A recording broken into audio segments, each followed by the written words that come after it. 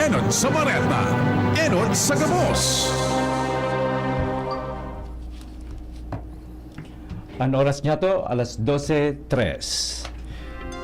Ipinipresentar kan Radyo DCGB ang kabilugan kan mga baretang kinalap kan pinagsarong puwersa kan News Center asin Mega Force Patrol. DCGB Bareta alas 12. DCGB Bareta alas 12. Mga pinakahuling pangyayari sa Kabikolan, sa nasyon asin ibang parte kan kinaban.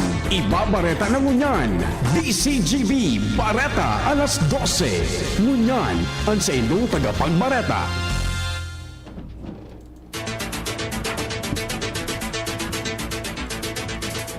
Marinood to mga tugang, Lunes ngunyan, Petsa 3 sa bulan in Marso 2025. Inian Bareta alas 12, asin kami ang magiging sa indong mga tagapagbareta. Ako po si Gina Ritterly. Ako man po si Bert Nunez. Headlines asin darakulang mga bareta sa lado lokal. Mga pamilya na naapektuhan kan landslide sa Barangay Burabod, Libon, Albay, pigi-idaw na ang ipigpromesang tabang kan mga ahensya kan gobyerno asin pribadong organisasyon. Pagkonstruhiyan ng mga harong para sa mga pamilyang apektado kan landslide sa Barangay Burabod, Libon, Albay, idadagos kang gobyerno probinsyal kang Albay maski wara ning exemption hali sa COMELEC. 147 na mga kapulisan sa Police Regional Office 5 ipinapairarom kan COMELEC sa ensayo sa posibilidad na magserbi bilang electoral board sa election sa Mayo. Mga nagbayular sa COMELEC gun ban sa Bicol Region, uminabot sa 24 individual. Sa tuwing national news, Department of Agriculture asin UNICEF nagbiyo nin puwersa kontra malnutrisyon. Malacanang kumpiyansa na malilinig kang administrasyon ni President Marcos Jr. ang kapalpakan na iwinalat kan Duterte administration. President Ferdinand Marcos nagpatanid sa publiko kontra fake news. DICT nagpahayag ng kaaditan sa posibleng paggagamit kan Pogo bilang mga troll farms sa nakakaraning eleksyon ngunya na taon. Sa bareta sa ibang nasyon, parke sa Japan na pareho kasadit kan Pizza Box, minitbid kan Guinness World Records bilang world's smallest park.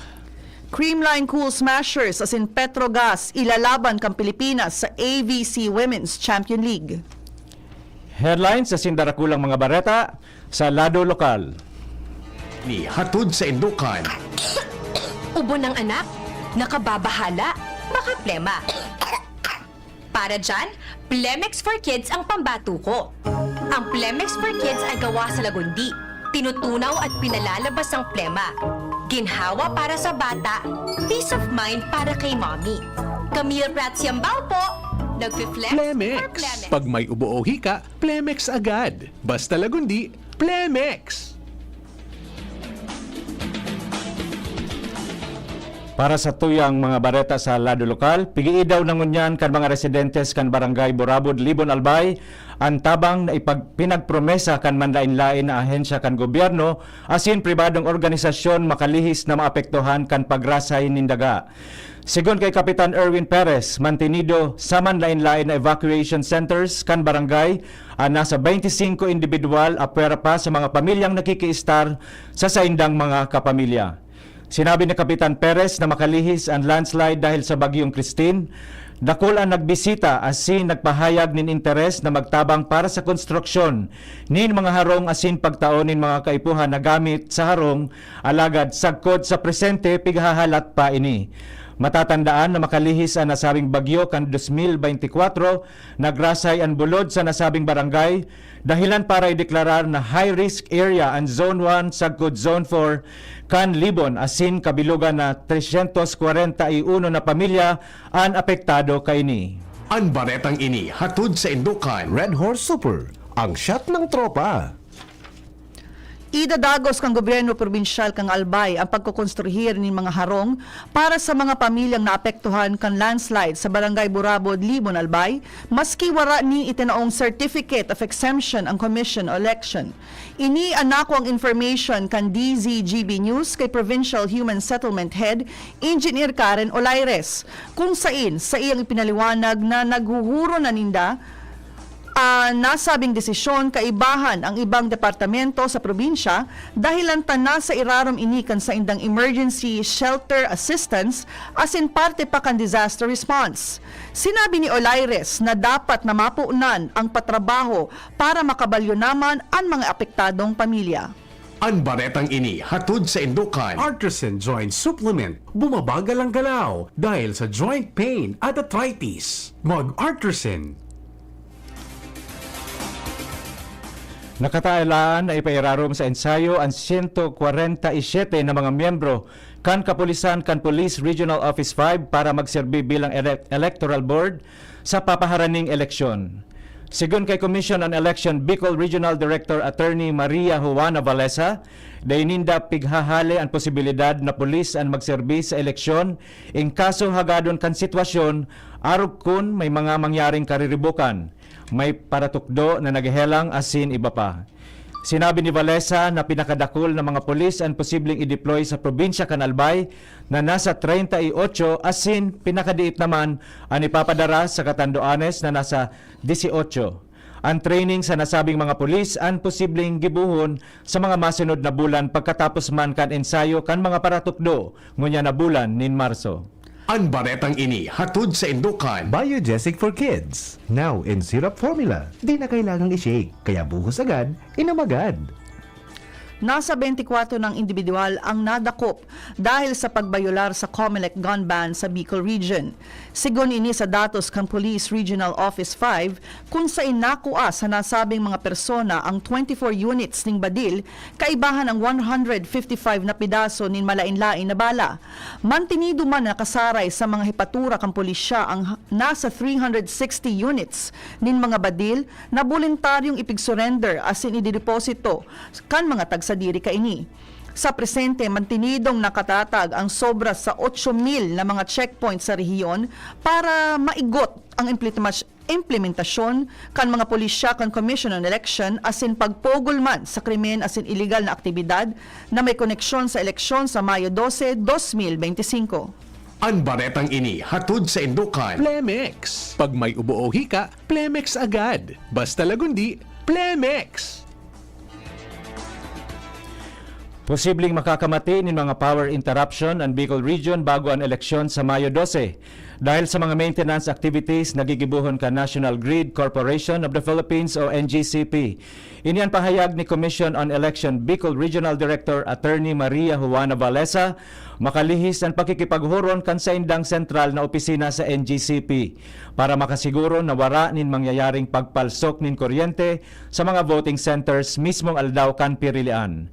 Sa ngunyan pigahalat na sanakan COMELEC Bicol ang pag-abot kan mga automated counting machine asin sobra sa 4 milyon na pidaso nin mga balota na dadarhon man sa respektibong COMELEC offices sa mga munisipyo asin syudad.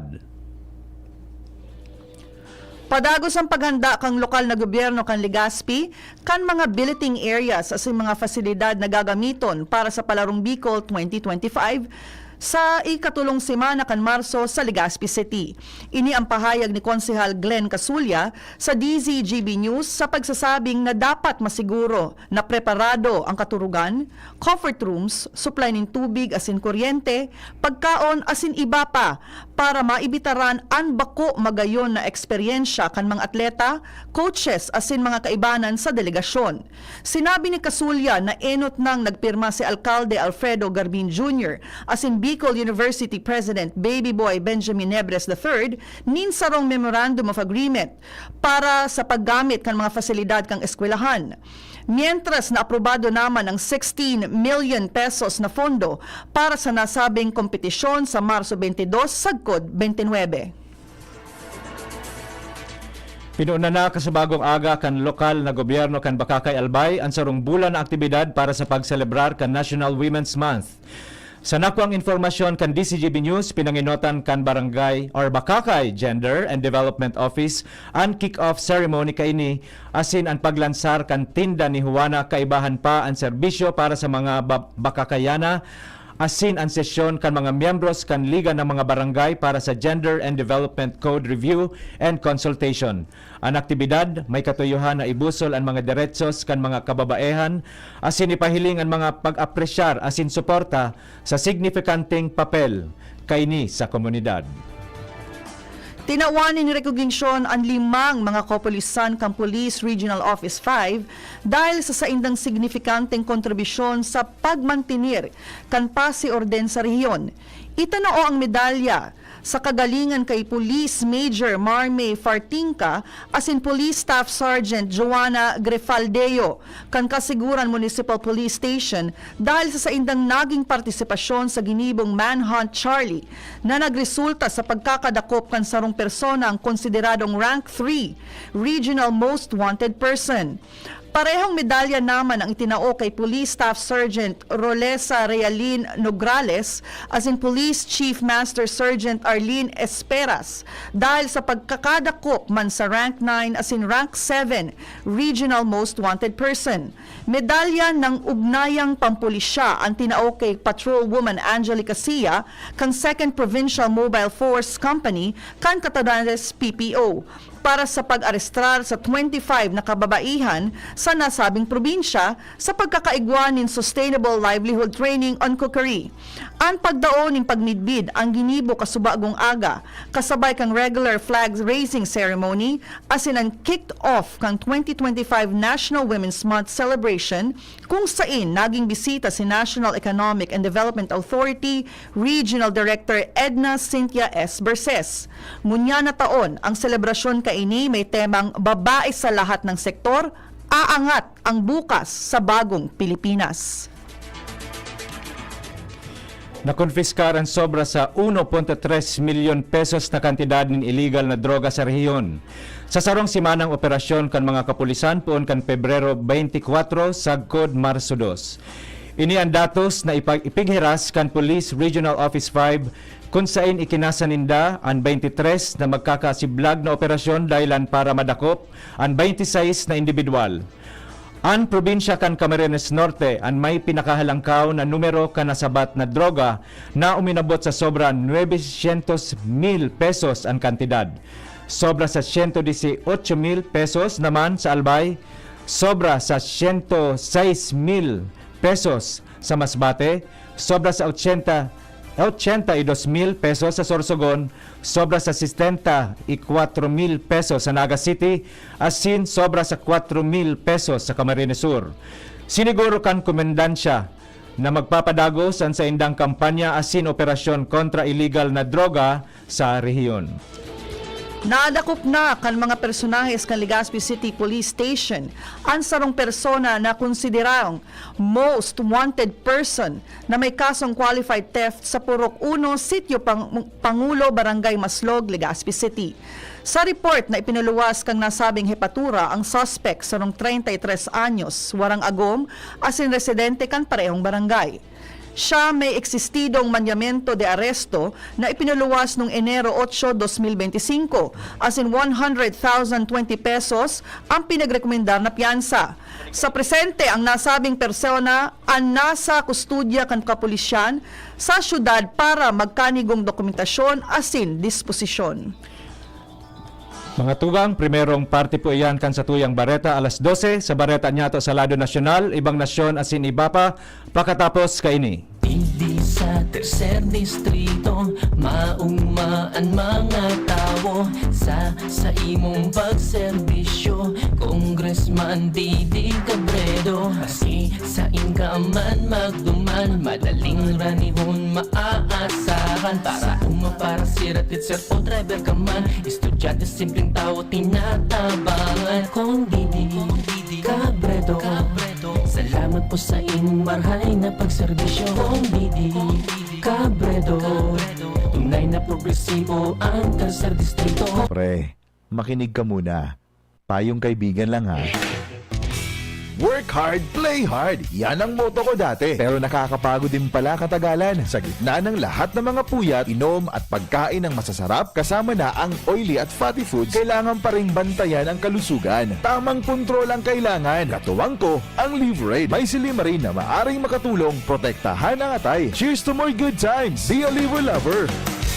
Mahalagang paalala, ang Liverade ay hindi gamot at hindi dapat gamitin paggamot sa anumang uri ng sakit. Ang good drinks at good food, perfect combo. Isama pa ang Liverade para sa kalusugan ng atay. Mabibili sa mga leading drugstores nationwide. May iba't ibang karamdaman ka ba gaya ng high blood pressure, diabetes, sakit sa puso, sa kidney, sa atay, may myoma, na stroke, may gallstones, cancer at marami pang iba? Ang Amazing 4 ng Miracle Health Corporation ang subukan mo. Makakatulong dahil mula ito sa epektibong Amazing Trio at mas lalo pang pinalakas dahil sa Mega 1 na mayroong 21 sangkap. Subok ng nagpapalakas ng immune system at marami na ang mga natulungan na mayroong iba't ibang karamdaman. Huwag nang patagalin pa. At magpakonsulta. Maaaring pumunta kay Doc Joey Bitito sa Barangay 18, Cabangan West, Legazpi City, kaharap lang ng Bangko Sentral ng Pilipinas. O tumawag sa 0998-975-8121 or 0917-853-8933 para sa free consultation sa natural medicine.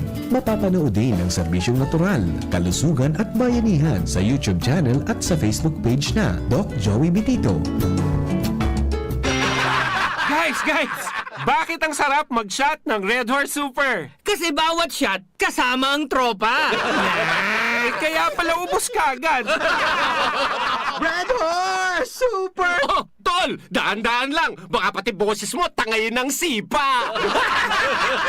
Red Horse Super ang shot ng tropa. Pinalakas na tropa, pinasuper na Red Horse. Drink responsibly. Mga tropa, i-like at i-follow ang Red Horse Super sa Facebook. Shot na! Drink responsibly. Pre, makinig ka muna. Payong kaibigan lang ha. Work hard, play hard. Yan ang motto ko dati. Pero nakakapagod din pala katagalan. Sa gitna ng lahat ng mga puyat, inom at pagkain ng masasarap, kasama na ang oily at fatty foods, kailangan pa rin bantayan ang kalusugan. Tamang kontrol ang kailangan. Katuwang ko, ang Liverade. May silimarin na maaring makatulong protektahan ang atay. Cheers to more good times. Be a liver lover. Mahalagang paalala, ang Liverade ay hindi gamot at hindi dapat gamitin paggamot sa anumang uri ng sakit. Ang good drinks at good food, perfect combo. Isama pa ang Liverade para sa kalusugan ng atay. Mabibili sa mga leading drugstores nationwide. Figaro.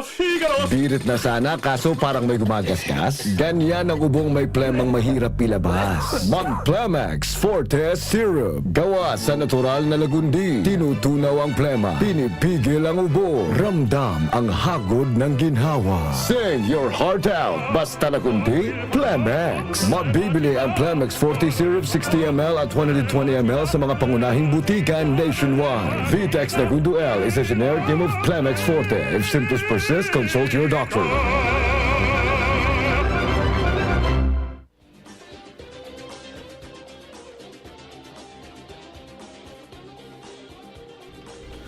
Para sa satuyang bareta sa lado nasyonal, nagbiyon in puwersa ang Department of Agriculture o DA as in United Nations Children's Fund o UNICEF para labanan ang malnutrisyon sa mga aking may edad 0 sagkod 5 anyos sa paagi kan Nutrition Sensitive Agriculture o NSA.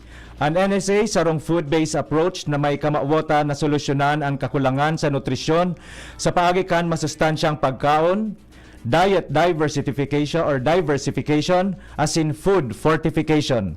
Sa irarom kan kasunduan, mabilog ang DA as in UNICEF nin sarong komprehensibong plano tanganing mapagbiyo ang mga programa as in resources para sa nutrisyon. Kaibahan man sa programa ang pagpapahiwas kan mga agricultural gardens, tanganing maging micro-techno-farms as in barangay nutritious food centers, siring man ang mga seminar as in training may kinaaraman sa diet diversification. Sa iba pang bareta, sa lado nasyonal, kumpiyansa ang Malacanang na kayang linigon kang administrasyon ni President Ferdinand Marcos Jr. ang kapalpakan na iwinalat kang administrasyon Duterte. Pahayag ini kang palasyo kasunod kang pagpunas kang Pilipinas sa gray list kang Financial Action Task Force or FATF. Ang FATF, sarong organisasyon ng 39 na nasyon na nagtatalaan ng international standards kontra sa illegal na financial activities, drug trafficking, arms smuggling, as in cyber fraud. Segun sa Palace Press Officer Undersecretary Claire Castro na nagkasabay sa gray list kang FATF sa ang Pilipinas kang 2021 dahil sa kadakol na pogo sa nasyon na pigtutubudan na imbwelto sa money laundering, drug trafficking as in cyber fraud. Naging maluyas segun sa iya ang Pilipinas sa pagpapautob ng sanction kontra sa korupsyon maski may nakabareta ng anomalya, partikular sa pandemya.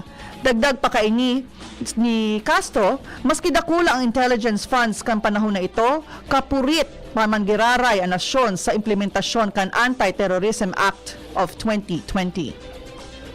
Pinatanida ni President Ferdinand Marcos Jr. ang publiko na maging maingat asin day tulos magtubod sa mga fake news na naglalakop.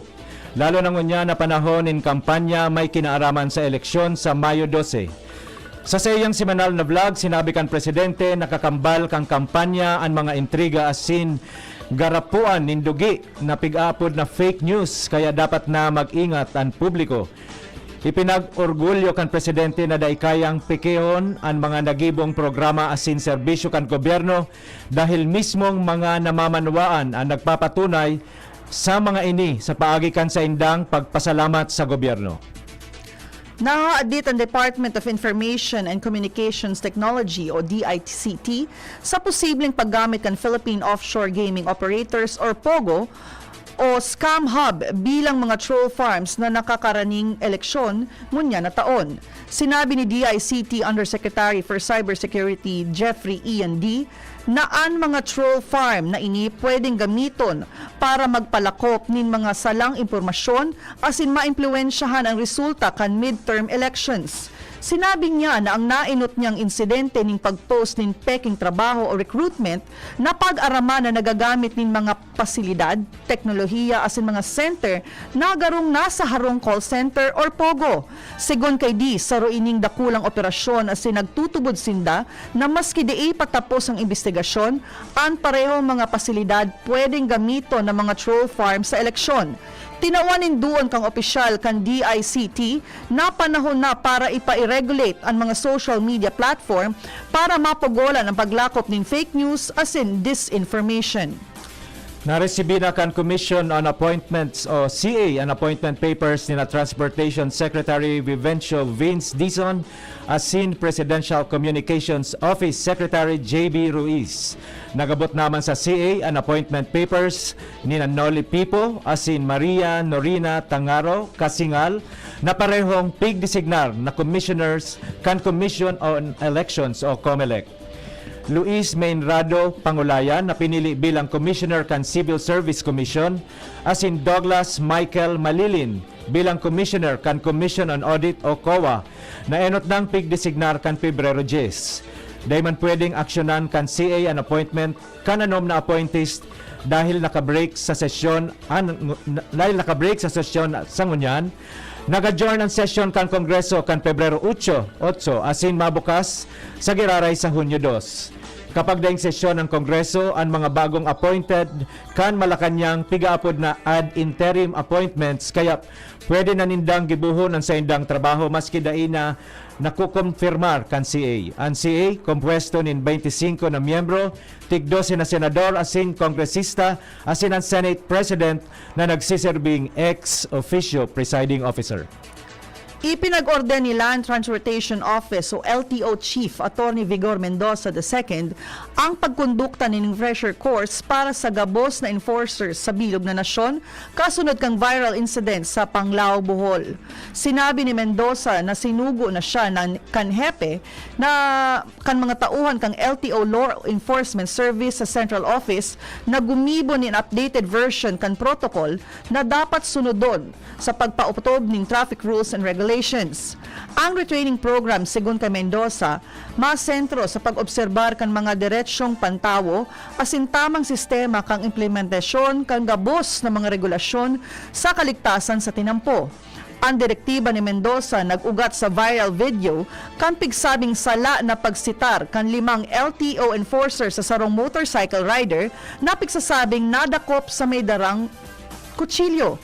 Sinabi niyang nagkukondukta nangunyan ning corrective measures as in parte kaini ang retraining program para sa gabos na LTO enforcers. Dagdag pa kang LTO chief na mahagad sinda tabang sa Philippine National Police o PNP sa pagbilog ng guidelines sa enforcement as in mismong retraining. Para sa satuyang bareta sa ibang nasyon, opisyal ng pigmidmid kan Guinness World Records bilang pinakang sadit na parke sa Kinaban. Ang sarong parke na pareho sa nakasadit kan kahonin pitsa sa banwaan kan Nagaizumi sa Shizuoka Prefecture sa Japan. Ginibo ang certificate ceremony sa Nagaizumi kan nakaaging semana. Ang parke may sukol na 0.24 square meters o kapareho kan duwang pidaso nin A3 na papel. Sigun sa Guinness, orihinal ining sarong sadit na espasyo na naging bako kapaki pakinabang bilang resulta kan pagpakarahay kan lote kan banwaan.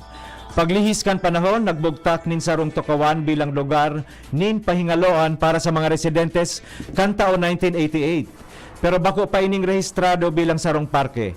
Alagad matapos mag-viral dahil sa pagiging cute size, nagdesisyon ang banwaan na irehistro ini bilang parke asin nag-apply sa Guinness World Records para sa formal na pagmidbid digdi na enot na nindang inapod na World's Smallest Park.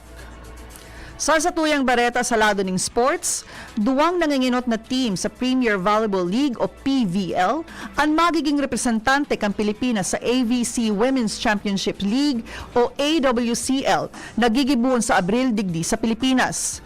Dapat kuta na ang team na magkakampyon sa ongoing PVL All-Filipino Conference ang magiging representante sa nasyon sa Championship League alagad.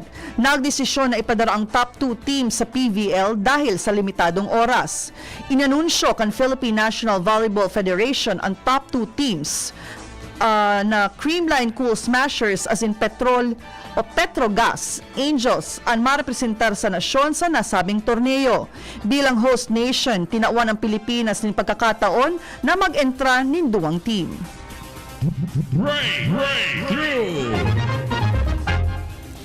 Dalit 2 ang apod sa sarong imbensyon na text-to-image system na ang gustong sabihon ang gabos na tataramon na itatype sa Dalit 2 ang otomatikong may mahihiling sa imahe o image. Sa paagi kan Dalit 2 text-to-image system, madali ka nang makakapag-type nin mga text, makakagibo nin mga logo as in iba pang klase nin imahe na may manlain-lain na sizes as in fonts. Nakakatabang man ini sa mga personang bungog o deaf dahil sa madali nindang masasabutan ang pigtataram kan sa indang kahoron. Istorya na iiba. Sarong 81 anyos na lolo sa Texas, USA ang nakaresibi ng Guinness World Record title dahil sa pagiging pinakagurang na fitness instructor sa bilog na Kinaban. Si Tim Minnick ang bagong record holder kan titulong World's Oldest Fitness Instructor.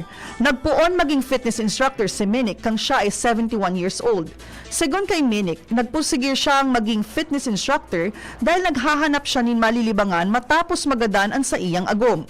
Sa presente, fitness coach siya kan mga arog sa iyang senior citizen. Ang pinakagurang niyang kliyente ay 95 years old. Sinabi niya sa Guinness Record, ang dapat na maging inspirasyon sa mga tao na maabot ang saindang panguturugan sa ibong kan saindang edad. Marso 3, 1894, kanamundag sa Lucena City si Paz Marquez Benitez, ang primerong Pilipina na kaibahan sa nag-adal manungod sa sistema kan edukasyon kan mga Amerikano. Pigagamit ninda digdi ang English language bilang medium of instruction. Nagturo siya sa University of the Philippines English Department poon ka 1916 sagkod 1951 kung saan pigmidbid bilang outstanding teacher. Siya ang nagpundar kan Woman's Home Journal, ang primerong first women's magazine sa nasyon. Para sa kamugtakan kan panahon, yaon si Ariel Samudio kan Pag-asa Legazpi. Careless po, nakakapit ko sa tuya dito sa Bicol region, actually po sa Bilog na Nasyon, easterlies ang weather system mo niya na nakaka-apekto sa Tuya. So ini yung pong easterlies ang niyan, sa Bicol nagdadaraman sa Tuya din mga kalat-kalat na pag-uran. Minsan yan, posible man mga pagkikilat at pagkagundol. Kaya magkitang gale warning sa anuman na seaboards kang Bicol, nilalaw man ng Banayan hanggang sa katamtaman na pag-alon kang kadagatan, pero pinag-iingat pa man sa Tuyang mga kabayan, lalo na po pag yung mga thunderstorms sa kadagatan na pwede balit niyo magdaraning mga biglaan at kulang alon. Ang temperatura sa maghapon, ang 23 hanggang 31 antas kang Celsius. Asin ang Saldang, nagsirang man kas bagong alas 6 nin aga, masulnop at yan alas 5:54 din hapon. Salamat po. Salamat Pag-asa Legazpi, Sir Ariel Samudio. Mga tugang, iyan na po ang kabilugan.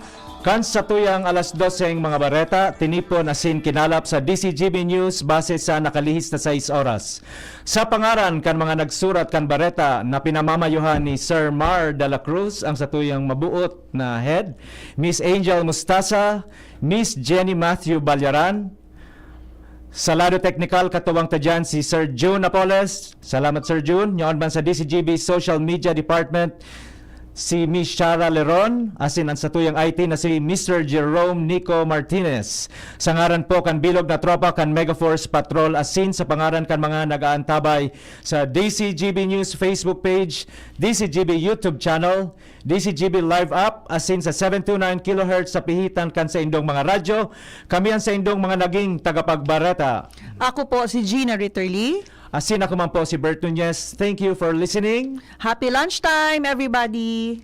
Ay, maraming salamat po. Thank you Ma'am Brenda, Sir Nonoy, Sir Henry, and Sir Glenn sa mga amigo mi pong nagpapa-shoutout sa pamilya Nunez, Rivera, Andres, kay Miss Kay and Miss Sir Choi Punzalan, Miss Tin Raquel, sa tuyang 0210 Friends. Diyos maray na udto po. And kay Miss Georgia Lutivio, Ganda Lutivio, kay Miss Janet Dorilla, Violeta Mirandilla, kay Madi Mariel and Fatima, hello, happy lunchtime. Thank you so much. God bless. Nadangog ang mga dalakulang bareta, unyan aldaw, ang tabayan ng giraray sa aga, ang sarupang edisyon, kan DCGB, Bareta alas 12. Abangan ang masunod na programa. Ako,